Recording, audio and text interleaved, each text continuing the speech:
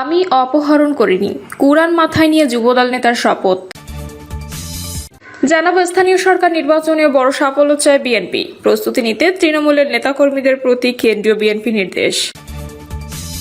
কি অপরাধ রাশেদ খান মেননের, কেন তাকে জামিন দেওয়া হবে না, প্রশ্ন ফজলুর রহমানের। আন্দোলনের নামে চাপে রাখা হয়েছিল অন্তর্বর্তী সরকারকে, বললেন সাবেক উপদেষ্টারা। এবং সর্বশেষে জানাবো হামে আক্রান্ত শিশুদের সুচিকিৎসার দাবিতে সমাজতান্ত্রিক ছাত্র ফ্রন্টের বিক্ষোভ। দর্শক শুনছিলেন সংবাদ শিরোনাম, এবার জানিয়ে দিব বিস্তারিত সংবাদ। তবে তার আগে অনুরোধ থাকবে ভিডিওটিতে একটি লাইক দিন এবং ভিডিও সম্পর্কে আপনাদের গুরুত্বপূর্ণ মতামত কমেন্ট করে জানিয়ে দিন। আন্দোলনের নামে চাপে রাখা হয়েছিল অন্তর্বর্তী সরকারকে, বললেন সাবেক উপদেষ্টারা। আন্দোলনের নামে অন্তর্বর্তী সরকারকে চাপে রাখা হয়েছিল বলে মন্তব্য করেছেন অন্তর্বর্তীকালীন সরকারের সাবেক উপদেষ্টারা। আন্দোলনের জন্য অন্তর্বর্তী সরকার সঠিকভাবে কাজ করতে পারেনি বলে জানিয়েছেন তারা। এক বেসরকারি গণমাধ্যমে দেওয়া সাক্ষাৎকারে একথা বলেন সাবেক উপদেষ্টা ফরিদা আক্তার এবং সালেউদ্দিন আহমেদ। ফরিদা আক্তার বলেন, অনেক সময় আমরা সচিবালয়ে দেখতাম 5টা বেজে গেছে কিন্তু বের হতে পারছি না, কারণ নিচে আন্দোলন হচ্ছে। এখন সবার আন্দোলন কি মিটমাট হয়ে গেছে, ওইটা অন্তর্বর্তী সরকারকে চাপে রেখেছে। সালেউদ্দিন আহমেদ জানান, সরকার থাকাকালীন আমরা 600 থেকে 1000 খানেক আন্দোলন দেখেছি। আমরা তখনই টের পেয়েছি যে এটার পেছনে কোনো প্রেশার গ্রুপ কাজ করছে। আমি অপহরণ করিনি, কুরআন মাথায় নিয়ে যুবদল নেতার শপথ। প্রকাশ্যে পবিত্র আল কুরআন মাথায় নিয়ে শপথের মাধ্যমে অপহরণের ঘটনায় নিজেকে নির্দোষ দাবি করে আলোচনায় জন্ম দিয়েছেন কক্সবাজারের উখিয়ার আবুল ফায়েজ নামে এক যুবক। তিনি উপজেলার পালংখালী ইউনিয়ন যুবদলের সাংগঠনিক সম্পাদক। সংবাদ সম্মেলন করে যুবদল নেতা বলেন, আমি আগামী ইউপি সদস্য নির্বাচনে জয়ী হব দেখে আমার প্রতিপক্ষ ফেসবুক মিডিয়ার মিথ্যা অপপ্রচার ছড়াচ্ছে। গতকাল কক্সবাজার প্রেস ক্লাবে আমার বিরুদ্ধে একদল মাদক কারবারির সংবাদ সম্মেলন দাবি করে আমি তাদের অপহরণ করেছি। বক্তব্যের এক পর্যায়ে কুরআন মাথায় নিয়ে তিনি বলেন, আমি অপহরণ করিনি, তারা একবার এক এক কথা বলছে। 3.5 লাখ ইয়াবা নিয়ে 3 বছর কারাগারে থাকা শীর্ষ মাদক কারবারি মুন্না এসব করছে। আমার নামে মাদকের কোনো মামলা নেই। পবিত্র কুরআন ধরে বলছি, আমি যদি দোষ করে থাকি তাহলে আমার উপর আল্লাহ গজব পড়বে। এ সময় তিনি প্রশাসনের কাছে ঘটনা সুষ্ঠু তদন্ত দাবি করেন। এর আগে গতকাল কক্সবাজার প্রেস ক্লাবের সাখাওয়াত হোসাইন মুন্না, মোজাম্মেল হক, হেলাল উদ্দিন, গিয়াসউদ্দিন ও হাবিবুর বাসার সংবাদ সম্মেলন করে আবুল ফায়েজের বিরুদ্ধে অপহরণের পর শারীরিক নির্যাতনের অভিযোগ তোলেন। সংবাদ সম্মেলনে তারা জানান, সম্প্রতি আইনশৃঙ্খলা বাহিনী পালংখালী থেকে 2.5 লাখ ইয়াবা উদ্ধার করে। এত বড় চালান ধরা পড়ার পেছনে মাদক কারবারিরা তাদের দায়ী করছে এবং সে মাদকের টাকা ফেরত চাচ্ছে। মোজাম্মেল হক বলেন, এসবের পেছনে আবুল ফায়েজ দায়ী। সে আমাদের অপহরণ করে মারধর করেছে। তার লোকজন প্রতিনিয়ত হুমকি ধুমকি ও মামলা করছে বাড়িঘরে। আমরা নিরাপত্তাহীনতায় ভুগছি। স্থানীয় সরকার নির্বাচনেও বড় সাফল্য চায় বিএনপি, প্রস্তুতি নিতে তৃণমূলের নেতাকর্মীদের প্রতি কেন্দ্রীয় বিএনপির নির্দেশ। ত্রয়োদশ জাতীয় সংসদ নির্বাচনে নিরঙ্কুশ সংখ্যাগরিষ্ঠতা অর্জন করে ক্ষমতায় আসা বিএনপি স্থানীয় সরকার নির্বাচনেও সাফল্য পেতে চায়। সেজন্য দল শক্তিশালী করার উদ্যোগ নেওয়ার পাশাপাশি তৃণমূল পর্যন্ত নেতাকর্মীদের স্থানীয় সরকার নির্বাচনের প্রস্তুতি নিতে কেন্দ্র থেকে নির্দেশ দেওয়া হয়েছে। নির্দেশ পেয়ে তারা সবরও হয়েছে। বিএনপি নেতাদের সূত্রে এসব তথ্য জানা গেছে। বিএনপি সরকার গঠনের পর থেকে স্থানীয় সরকারের সিটি কর্পোরেশন, জেলা পরিষদ, উপজেলা পরিষদ, পৌরসভা ও ইউনিয়ন পরিষদের নির্বাচন নিয়ে আলোচনা শুরু হয়েছে। বিরোধী দলগুলো এই নির্বাচনের দাবি তুলেছে। জাতীয় নাগরিক পার্টি কিছু জায়গায় দলীয় প্রার্থী ঘোষণা করেছে। চলতি বছরে স্থানীয় সরকার নির্বাচন শুরুর আভাস পাওয়া গেছে। নির্বাচন কমিশনেরও স্থানীয় নির্বাচন অনুষ্ঠানের প্রস্তুতি রয়েছে। সরকারের কাছ থেকে সিদ্ধান্ত পেলে ইসি তফসিল ঘোষণা করবে বলে জানা গেছে। বিএনপির একটি সূত্র বলছে, স্থানীয় সরকার নির্বাচন অনুষ্ঠানের সুনির্দিষ্ট দিনক্ষণের ঘোষণা পাওয়া না গেলেও চলতি বছরের শেষের দিকে হওয়ার সম্ভাবনা রয়েছে। স্থানীয় সরকার নির্বাচনকে বিএনপি পরীক্ষা হিসেবে নিয়ে সংসদ নির্বাচনের মতো বড় সাফল্য পেতে চায়।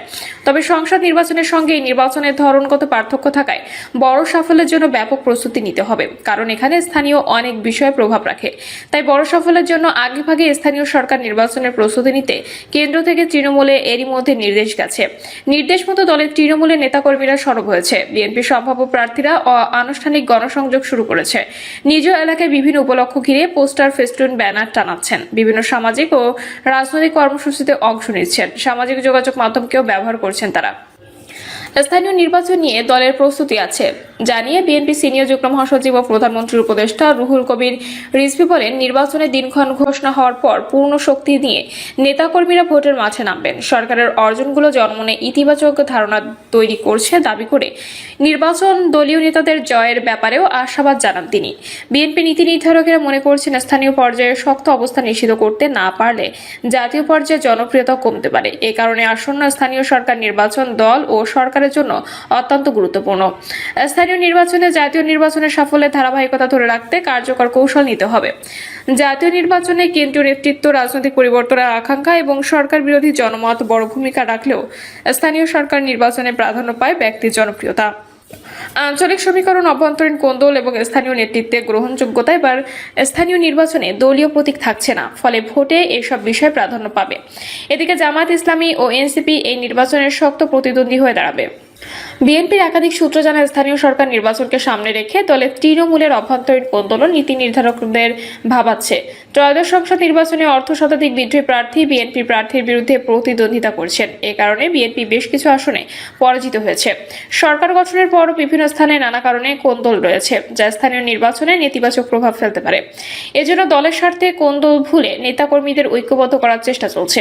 অবশ্য বিএনপির দায়িত্বশীল নেতারা বলছেন স্থানীয় নির্বাচন সামনে রেখে দলের নেতাকর্মীরা ঐক্যবদ্ধ করেছেন। তারা বলছেন বিএনপি সরকার গঠনের পর গত 3 মাসে জনগণের জন্য কাজ করে যাচ্ছে। বিশেষ করে বিএনপির চেয়ারম্যান ও প্রধানমন্ত্রী তারেক রহমান দেশ পরিচালনার ক্ষেত্রে ব্যতিক্রমী নতুন নতুন ধারা সৃষ্টি করেছেন। তিনি যে বাংলাদেশ গড়তে যাচ্ছেন, দলের নেতাকর্মীরা সেই পথেই এগোচ্ছেন। জনগণ বিএনপির পাশে আছে এবং স্থানীয় নির্বাচনেও জনগণ বিএনপিকে যথাযথ মূল্যায়ন করবে।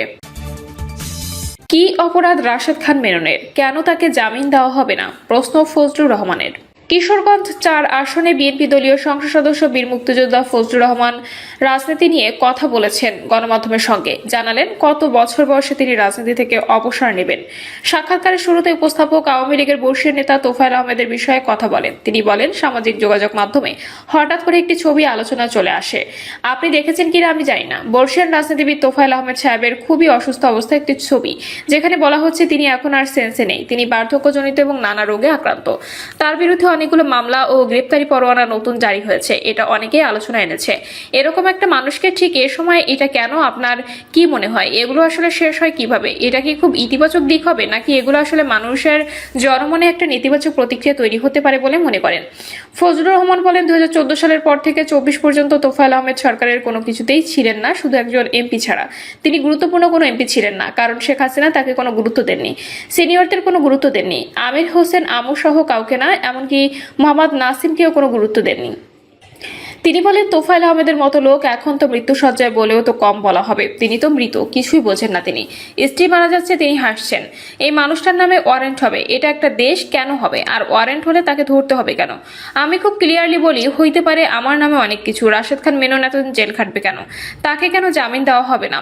কি অপরাধ রাশেদ খান মেননের? 85 বছর বয়সী একজন লোক, যার নামে ছাত্র সংগঠন ছিল মেনন গ্রুপ, মতিয়া গ্রুপ। সেই 1962 সাল থেকে যারা দেশের জন্য সবকিছু উজাড় করে দিয়ে গেছেন, কেন 85-87 বছর বয়সে জেল খাটতে হবে মুক্তিযোদ্ধা রাশেদ খান মেননকে, যারা মুক্তিযুদ্ধের মাধ্যমে দেশ ছাড়া বানাইছেন?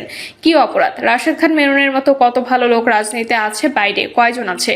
এই নেতা আরো বলেন, আমির হোসেন আমুর বয়স 89 বছর। তিনি একজন মুক্তিযুদ্ধের সংগঠন মুজিব বাহিনী 4 লিডার বলে, আসলে তো পেছনে আরো 2 জন লিডার ছিলেন। একজন হলেও কাজী আরিফ আহমেদ, আরেকজন হলো আমির হোসেন আমু। সেই আমির হোসেন 89 বছর বয়সে মৃত্যুসজ্জায় জেল খাটতে হবে। তাদের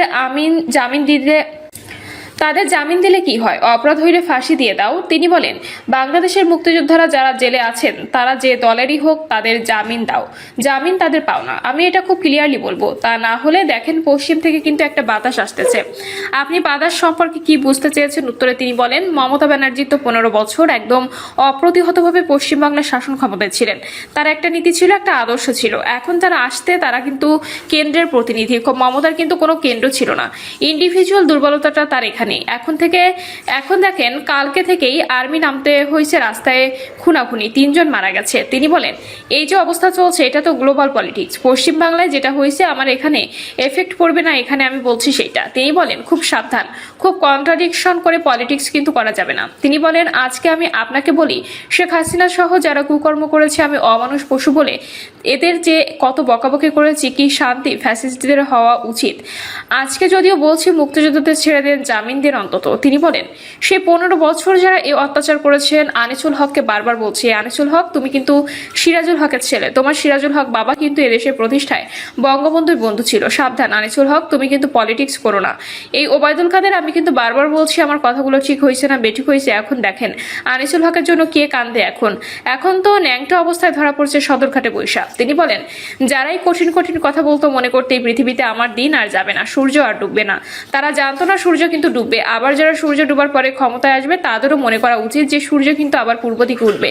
আমি কিন্তু আপনাকে বলি আমার বয়স 78 বছর। এই সরকার যদি 5 বছর থাকে তাহলে কত হবে বয়স? 83 পরে আমি আর পলিটিক্স করব না, আল্লাহ বিল্লাহ করব। আমি ওই সময় আর জেল খাটতে চাই না। কেন জেল খাটবো আমি? আমার নাতি আমার নাতির ছেলে পেলে থাকবে, আমি তাদের বাড়িতে রেখে জেলে থাকবো। আমি এই পলিটিক্যাল কালচার বাংলাদেশে চাই না।